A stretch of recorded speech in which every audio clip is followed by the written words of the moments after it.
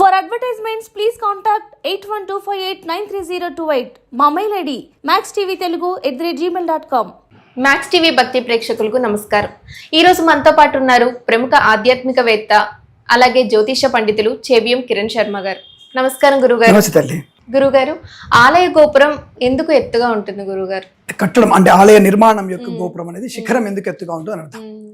అంటే ఆలయానికి ఒక ప్రత్యేకమైనటువంటి 26 రకాలటువంటి కట్టడాలు ఉంటాయి. మనకి 26 రకాల కట్టడాలు ఉంటాయి. అంటే ముందు మండపము, మోకాళ్ళ మండపము, భువన మండపము, తర్వాత గర్భ మండపం. ఈ 4 మండపాలకు కలిసినటువంటిది 4 రకాల ఎత్తులు కావాలి ఒక్కొక్కదానికి. అంటే ఈ రకమైనటువంటి ప్రక్రియ ఎందుకు దీని అంటారు. మోకాళ్ళ మండపం, మణి మండపాలు మీకు తిరుమలలో బాగా తెలిసి ఉంటుంది. అంటే ఈ మోకాళ్ళ మండపం కూడా ఎక్కువైనప్పుడు అర్థమవుతుంది. మోకాళ్ళ మండపం నుంచే ధ్వజస్తంభ ప్రతిష్టాపన ప్రారంభమవుతుంది. అంటే ఒక దేవాలయం యొక్క శిఖరం ఎంత ఎత్తు ఉండాలంటే, మనకి దేవుడి యొక్క అంటే అమ్మవారు కానీ లేదా స్వామివారిని కానీ మనం స్థాపన చేసినప్పుడు ఆ యొక్క దేవాలయం యొక్క అంటే స్వామివారి విగ్రహం పానగొట్టంతో నుంచి మొదలంటే స్వామివారి పానగొట్టం నుంచి మొదలుపెట్టి హైట్ వరకు నాభి వరకు ఎక్కడైతే ధ్వజస్తంభం పెట్టామో ఆ ధ్వజస్తంభం యొక్క పడుకున్నప్పుడు వచ్చేటువంటి స్థితి కరెక్ట్ స్వామికి నాభికి ఉండాలి. ఈ నాభి అంతా ఉండాలి.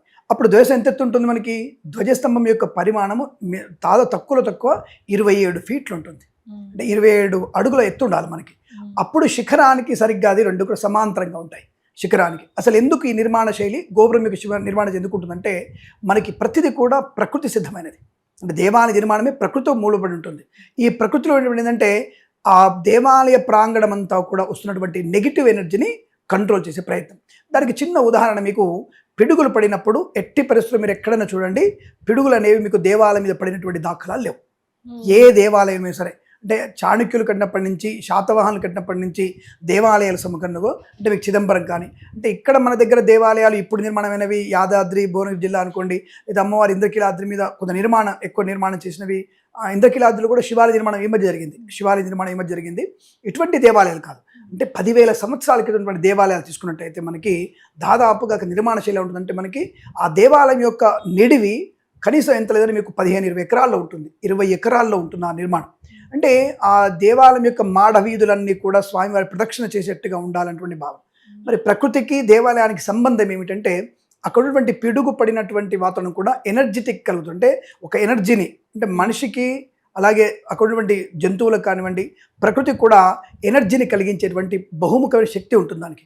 ఈ శక్తి నిర్మితం కావాలంటే అది ఉన్నతమైనటువంటి స్థితిలో ఉండాలి. అంటే అందుకనే 26 రకాల కట్టడాలతో కూడి ఉంటుంది. అందుకే మీరు మురుడేశ్వర్ వెళ్ళి ఉంటారు మీరు చాలాసార్లు. అంటే గోవాకు వెళ్తున్న దారిలో మురుడేశ్వర్ ఉంటుంది, కర్ణాటక బార్డర్లో మురుడేశ్వర స్వామి అంటే సముద్రం దగ్గరే ఉంటుంది ఆ దేవాలయం.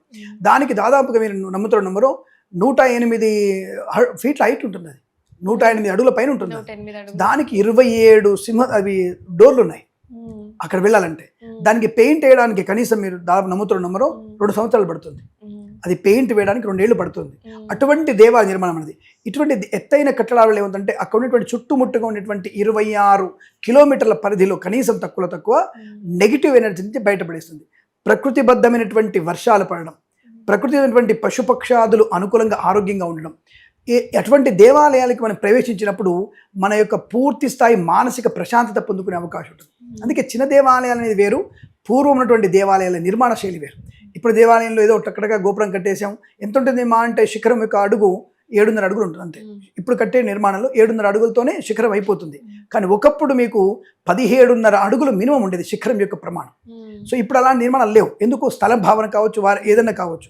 కాబట్టి అటువంటి నిర్మాణ శైలి కేవలం ప్రకృతికి, పశుపక్షాదులకి, మనకి మానసిక ప్రశాంతతని, రోగం లేనటువంటి శరీరాన్ని కలిగించడానికి, ఆధ్యాత్మికటువంటి మనలో అనుకూలతను కలిగించడానికి ఆ నిర్మాణ శైలి ఉంటుంది. కాబట్టి ఈ దేవాలయాన్ని కూడా ఎత్తైన శిఖరాలుగా ఉంటాయి. శిఖరాలపైన మీకు ఇప్పుడు మీరు బాగా చూసి ఉంటారు, కలశాలు పెట్టుకుంటారు. అంటే బంగారు కలశాలని పెట్టి ఉంటారు. అవి కూడా మనకి ఈ నెగిటివ్ ఎనర్జీ అంటే పిడుగుపాటుని గ్రహించేసి పిడుగు అటు పడకుండా పక్కన ఒక 30 కిలోమీటర్ పరిధి దూరంలో పడేటికి చేస్తాయి. అటువంటి పిడుగులు కూడా ఇటువంటి దేవాలయం ఉన్నప్పుడు నీళ్లు దగ్గరగా ఉంటే నీళ్ళ మీద పడేస్తాయి, లేదు ఉట్టి నీళ్ళ మీద పడేస్తాయి, గృహాల మీద పడేవు, అలాగే పశువుల పక్షులైనటువంటి నివాసాల మీద పడేవు.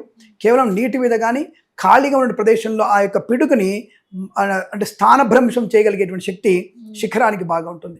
ఆ శిఖరం వల్ల ఇదేమో ప్రకృతికి సంబంధించింది. ఇక మనకి సంబంధించింది అటువంటి ఎత్తైనటువంటి శిఖరాల దేవాలయంలో మనం వెళ్ళినప్పుడు చాలా ప్రశాంతత ఉంటుంది. మానసిక స్థైర్యం ఎంత ఉందంటే, మన దేవుడు కోరికలు తీస్తే తర్వాత విషయం, కానీ అక్కడికి వెళ్ళగానే ఇప్పుడు మీరు తిరుమల వెళ్తారు, అసలు ఆ ఉండేది 2 క్షణాలు 2 నిమిషాలు ఉంటారు. ఆ 2 నిమిషాల్లో ఎంతో ఉత్సాహం, అబ్బా వైకుంఠంలోకి వచ్చి వెళ్ళామన్నటువంటి భావన ఉంటుంది. అంటే ఆ యొక్క దేవాలయం యొక్క పరిధి. మరి స్వామి ఇక్కడ శిఖరం ఎత్తుండదు కదా, అదే పొరపాటు. శిఖరం మీరు బయట ఉన్నటువంటి శిఖరం అనేది స్వామివారికి గాలిగోపురం అంటారు, అది చాలా ఎత్తుగా ఉంటుంది. అందులోనూ ఆ స్వామివారి మూల విరాట్కి చుట్టూ కూడా 4 మాడ వీధులు, 4 గాలిగోపురాలు ఉన్నాయి స్వామివారికి. ఆ 4 గోపురాల మధ్యలో సువర్ణ గోపురం ఉంటుంది స్వామివారికి. అంటే ఈ 4 గోపురాల యొక్క సహసిద్ధమైనటువంటి వశీకరణ శక్తి. ఏంటి వశీకరణం అంటే భగవంతునిలో నువ్వు అనుబంధం అవ్వడానికి కోసం చేసేటువంటి ప్రక్రియ. బట్ అందుకనే గాలిగోపురాలు కానీ స్వామివారి శిఖరాలు కానీ ఎత్తుగా ఉండి అటువంటి దేవాలయాలకు వెళ్ళినప్పుడు మానసిక ప్రశాంతత, భగవంతుని యొక్క సంపూర్ణ అనుగ్రహాన్ని పొందుకోవడం, అక్కడ వేరే ఆలోచన రాకుండా ఉండేట్టుగా చేస్తుంది శిఖరం. అందుకని అటువంటి ఎత్తైన శిఖరాలు లేదా గోపురాలు కనీసం మనకి శక్తిని, ఆనందాన్ని, ఐశ్వర్యాన్ని కలిగించే అవకాశం. ఏకాత్మ భావన, నేను భగవంతుడు ఒక్కటే అంటే భావనని ఈ యొక్క ఆ గాలి, ఆ వెలుతురు, ఆ ప్రదేశము మనకు కలిగించే అవకాశం. ఇంకా ఎత్తైన శిఖరాలు ఉన్నటువంటి దేవాలయం మళ్ళీ మళ్ళీ వెళ్ళాలనిపిస్తుంది. మామూలు గుళ్ళలో వెళ్ళి వెంటనే మనం అంటే టకటక మన కోరికలు నెరవేర్చుకొని వచ్చేద్దాం అన్నటువంటి భావన ఉంటుంది. ఎత్తైన శిఖరాలు ఈ కారణం చేతనే ఎత్తుగా ఉంటాయి. శుభమస్తు. గురుగారు, ప్రతి ఒక్కరు జీవితంలో సందర్శించుకోవాలి అనే పుణ్యక్షేత్రాలు ఏంటో గురుగారు? ఒకటి వైష్ణవ సంప్రదాయంలో ఒకటి ఉంటుంది, శైవ సంప్రదాయం కూడా ఉంటుంది. అంటే వైష్ణవులు అంటే ఏమిటంటే విష్ణుమూర్తిని మాత్రమే దేవుడిగా భావించేటువంటి వ్యక్తులు కొంతమంది ఉంటారు. శైవులు శివుడు మాత్రమే గొప్పవాడు అనుకుని ఉంటారు. ఈ స్మార్తులు ఉంటారు. స్మార్తులు అంటే విష్ణుడు శివుడు 2 వేరు కాదు, ఒక్కడైనటువంటి భావనతో కొంతమంది ఉంటారు. కాబట్టి నిజంగా చెప్పాలంటే శివకేశవ భేదం లేదు, అది విష్ణు సహస్రనామాలు చెప్పబడింది. శివాయ విష్ణు రూపాయ శివరూపాయ విష్ణువే, శివస్య హృదయం విష్ణు విష్ణువస్య హృదయం శివ. అంటే ఆ ఇద్దరికి భేదం లేదని చెప్తున్నా, ఎవరి మతాలు వాళ్ళకు ఉంటాయి కదా. సో ఆ మతాల యొక్క జాడ్యం వల్ల వాళ్ళు చూస్తుంటారు. ముఖ్యంగా వైష్ణవ సంప్రదాయంలో శ్రీరంగం అందరూ తిరుమల అనుకుంటారు, కానీ శ్రీరంగం పరమ పవిత్రమైన పుణ్యక్షేత్రం. అలాగే మనకి వైష్ణవాలయంలో ఇది శ్రీరంగం, తదుపరి తిరుమల. ఇక ముఖ్యమైనది శైవ సంప్రదాయంలో శ్రీశైలం, భ్రమరాంబిక సమేత ఆ యొక్క స్వామివారిని చేసుకోవడం.